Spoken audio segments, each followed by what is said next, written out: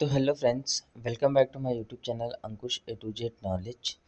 तो फ्रेंड्स, आज हम इस वीडियो में बात करने वाले हैं। यहाँ पे जो है आरआरबी का एनटीपीसी का जो वैकेंसी आया है, इसमें आपको जो है कौन से डॉक्यूमेंट्स अपलोड करने हैं, कास्ट सर्टिफिकेट कैसा अपलोड करना है, उसकी जो है तारीख क्या रहने वाली है फ्रेंड्स। तो इन सारी चीज़ों के बारे में हम इस वीडियो में बात करने वाले हैं फ्रेंड्स। तो अगर आप हमारे चैनल पर नए हैं तो चैनल को जरूर सब्सक्राइब कर लें, वीडियो को लाइक करें एंड शेयर करें फ्रेंड्स, ठीक है। तो चलिए वीडियो को शुरू करते हैं। इस वीडियो में आपको जो है सारा डिटेल्स में बताने वाला हूँ कि आपको कास्ट सर्टिफिकेट हो गया, ईडब्ल्यूएस, ओबीसी, अपना ये जो है एससी हो गया, एसटी हो गया, इन सारे सर्टिफिकेट के बारे में हम इस वीडियो में बात करने वाले हैं फ्रेंड्स, ठीक है। तो चलिए वीडियो को शुरू करते हैं।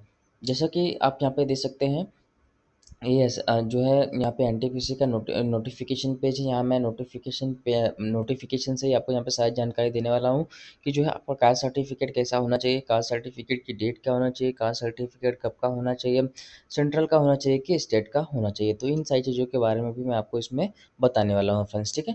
तो जो है वीडियो लास्ट तक जरूर देखें फ्रेंड्स।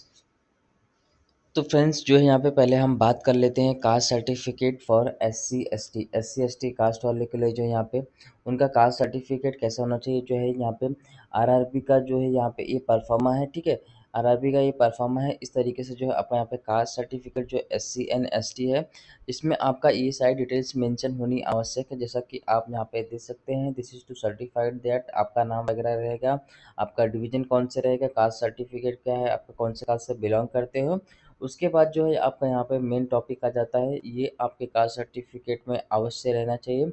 और आपका कास्ट सर्टिफिकेट 1 साल से ज़्यादा ओल्ड नहीं रहना चाहिए। अगर आपके पास नहीं है तो आप जो है अभी भी बनवा सकते हैं, क्योंकि वैकेंसी को फॉर्म फिलअप करने को टाइम है, आपके पास कास्ट सर्टिफिकेट बनवा लें, क्योंकि क्रूशियल डेट के पहले का कास्ट सर्टिफिकेट होना चाहिए। अगर आपका यहाँ पर सिलेक्शन हो गया तो वहाँ पे जो है क्रूशियल डेट लगती है, क्योंकि जो है एप्लीकेशन फॉर्म फिलअप की लास्ट डेट के पहले का कास्ट सर्टिफिकेट होना चाहिए।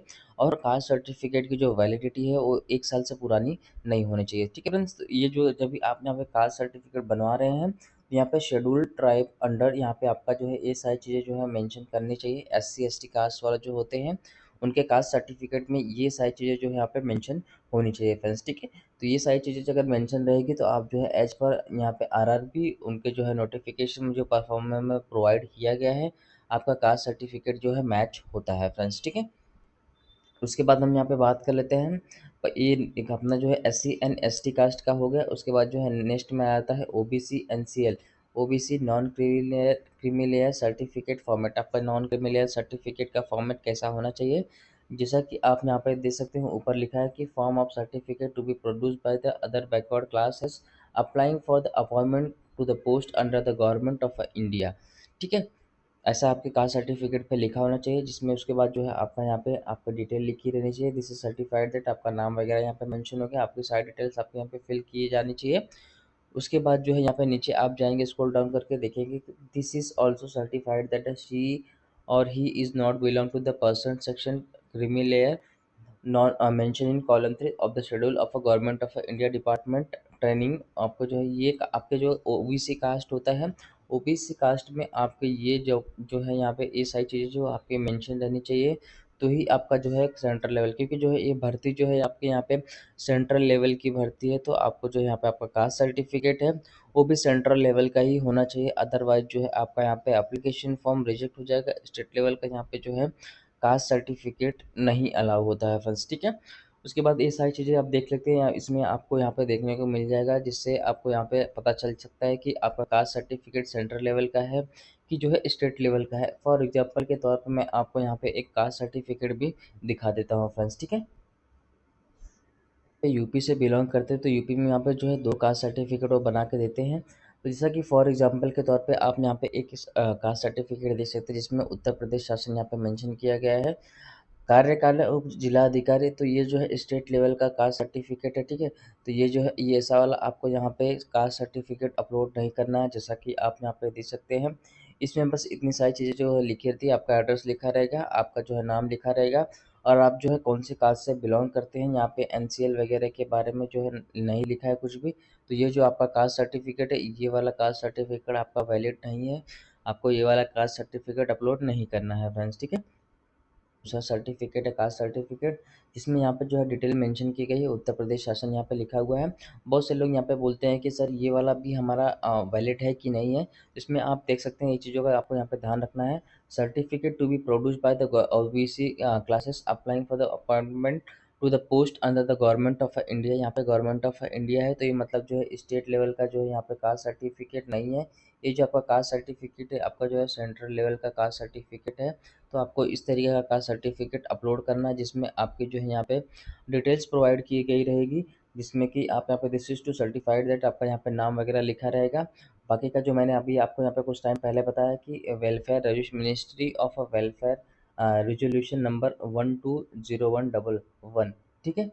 जो यहाँ पे नीचे जब भी आप आएंगे तो यहाँ पे आप देख सकते हैं कि द यहाँ पे this is also certified that she और he is not belong to the person section creamy layer mention in the column 3 schedule of government of India department personnel training O.M. Number. यहाँ पे आप देख सकते हैं ये जो साइट ये लास्ट की जो चीज़ें हैं यहाँ पे जो है आपके उनका जो परफॉर्मा है RRB के जो है यहाँ पे उनके परफॉर्मा में भी ये सारी चीज़ें जो है यहाँ पे मैच हो रही हैं।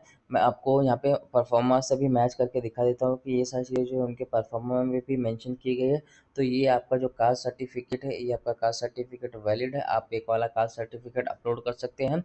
इसका जो है वैलिडिटी आपको यहाँ पे 1 साल से जो है ओल्ड नहीं होना चाहिए, इसकी जो वैलिडिटी है, ठीक है। 1 ईयर ओल्ड नहीं होना चाहिए, 1 साल के जो है यहाँ पे अंदर में ही आपका कास्ट सर्टिफिकेट होना चाहिए, तो ही आपको ये वाला कास्ट सर्टिफिकेट यूज़ करना है। अदरवाइज़ जो है अपना कास्ट सर्टिफिकेट नया बनवा लें। जैसा कि आप यहाँ पे देख सकते हैं, यहाँ पे जो सारी चीज़ें हैं एस्टेब्लिशमेंट नंबर वगैरह यहाँ पे सारी चीज़ें जो है मैच हो रही है। मैं आपको यहाँ पे परफॉर्मा भी एक बार दिखा देता हूँ। यहाँ पे आप देख सकते हैं परफॉर्मा में भी यहाँ पे जो है यहाँ पे डेट वगैरह जो मेंशन की गई है एज पर यहाँ पे आरआरबी के थ्रू, तो ये सारी चीज़ें जो मैच हो रही है, तो आपका इस तरीके का जो है आपका यहाँ पे कास्ट सर्टिफिकेट अपलोड करना है फ्रेंड्स, ठीक है।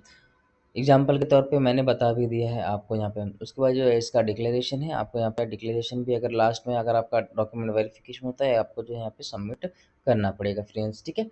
उसके बाद जो हम यहाँ पे EWS के बारे में बात कर लेते हैं। EWS का सर्टिफिकेट आपको यहाँ पे कैसा रहना चाहिए। तो EWS का जो सर्टिफिकेट होता है वैलिड फॉर द ईयर होता है, ठीक है, 1 साल का वैलिड होता है। तो यहाँ पे जो है आपको उसका कास्ट सर्टिफिकेट भी उसका क्रूशियल डेट के पहले का ही होना चाहिए। अगर आपका बाद का कास्ट सर्टिफिकेट क्रूशियल डेट के बाद का होता है तो जो है आपका यहाँ पे आपका डॉक्यूमेंट्स वैलिड नहीं रहेगा फ्रेंड्स, ठीक है। तो आपका जो है EWS का सर्टिफिकेट होता है उसमें ये 4 चीज़ें जो है यहाँ पे मेंशन की गई रहती है। अगर आपके ये 4 चीज़ें मेंशन की गई है आपके EWS सर्टिफिकेट में, तो आपका जो है EWS सर्टिफिकेट आपका वैलिड है, ठीक है। एग्जाम्पल के तौर पे मैं आपको वो भी यहाँ पे दिखा देता हूँ फ्रेंड्स, ठीक है। कि आप यहाँ पे देख सकते हैं परफॉर्मा में जो यहाँ पे उन्होंने नोटिफिकेशन में प्रोवाइड किया गया था, ये सारी 4 चीज़ें जो है मैच होनी चाहिए। एक मेरे पास एग्जांपल के तौर पे जो है EWS सर्टिफिकेट है, ठीक है। EWS सेंट्रल सर्टिफिकेट है, यहाँ पे EWS सेंटर सर्टिफिकेट ही आपको यहाँ पे अपलोड करना है, जिसमें ये 4 चीज़ें जो है आपकी मेंशन रहनी चाहिए। और जो है एज़ पर डेटा के हिसाब से परफॉर्मा के हिसाब से आपको ये मैच होना चाहिए, तभी जो है आपका यहाँ पे EWS सर्टिफिकेट वैलिड होने वाला है फ्रेंड्स, ठीक है। बाकी का जो है आपका यहाँ पे डिसेबिलिटी सर्टिफिकेट होगा, तो आपका जो है डिसेबिलिटी सर्टिफिकेट प्रॉपर होना चाहिए, उसमें जो है सारी चीज़ें प्रॉपर मेंशन होनी चाहिए, क्योंकि जो है वो भी सेंट्रल लेवल से या मतलब एक्चुअली बनता है, जो भी उसका सर्टिफिकेट बनता है अभी तो ऑनलाइन हो गया है। तो जो है आपका ऑनलाइन सर्टिफिकेट रहेगा तो हर एक जगह पे उसकी वैल्यू होती है, ठीक है। तो फ्रेंड्स ये सारी जो है यहाँ पे जानकारी मैंने प्रोवाइड की है आपको डॉक्यूमेंट्स अपलोडिंग के रिगार्डिंग। तो फ्रेंड्स अगर आपने अभी तक हमारे चैनल को सब्सक्राइब नहीं किया है तो चैनल को ज़रूर सब्सक्राइब कर लें, वीडियो को लाइक करें एंड शेयर करें फ्रेंड्स, ठीक है। तो आशा करता हूँ कि दी गई जानकारी आपको अच्छे से समझ में आ गई होगी। तो बस आज के वीडियो में इतना ही, मिलते हैं आपसे अगले वीडियो में, तब तक के लिए धन्यवाद दोस्तों।